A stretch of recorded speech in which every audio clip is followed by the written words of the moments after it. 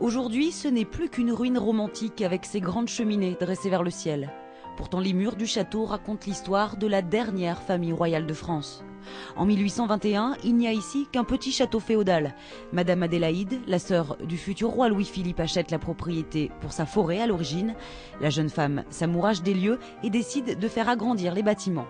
En seulement 10 ans, elle et son frère aménagent un parc immense, créent des dépendances notamment pour leurs domestiques et une maison de l'inspecteur qui est aujourd'hui l'accueil du château pour les visiteurs. Au début du 19e siècle, Randan devient le lieu de repos par excellence. On troque l'habit de cour pour l'habit bourgeois et on profite de la campagne. Randan, c'est vraiment c'est l'esprit de famille, c'est l'intimité et toute la journée on va courir dans les allées de la forêt, on va à la pêche aux écrevisses, on va faire du canotage sur les étangs qu'on vient de faire creuser dans le parc du château. Voilà, c'est cet esprit-là, j'allais dire très décontracté, très intime.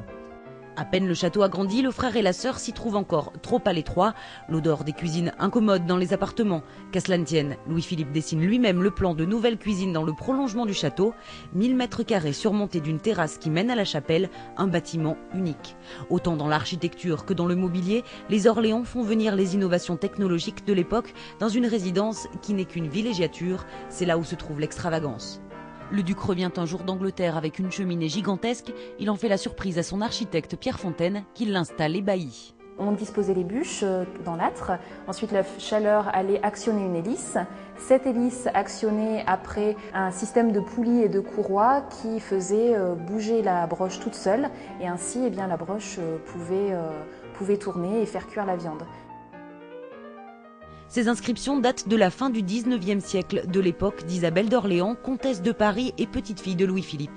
Elle adore la propriété, y passe au moins 6 mois par an et y fait venir tout le confort de l'époque, l'électricité et l'eau courante. Fin d'une époque pour Randan, en 1925, le château prend feu sans qu'on en connaisse jamais la cause. Une bonne partie du mobilier est sauvée, mais l'incendie plonge le domaine de Randan dans l'oubli. Les bâtiments ne sont plus entretenus et se dégradent un peu plus chaque année. Premier sursaut de conservation, en 1982, le domaine est classé monument historique, mais 13 ans plus tard, les propriétaires mettent en vente les collections conservées sur place. C'est ainsi que Randan passe entre les mains du domaine public de justesse. La veille de la vente, la propriété est rachetée grâce à une mobilisation de l'État, du Conseil régional d'Auvergne et du Conseil général du Puy-de-Dôme. Finalement, en 2003, la région devient le seul propriétaire. Symbole d'une époque fastueuse, Randan est le dernier domaine que les Orléans ont fait construire.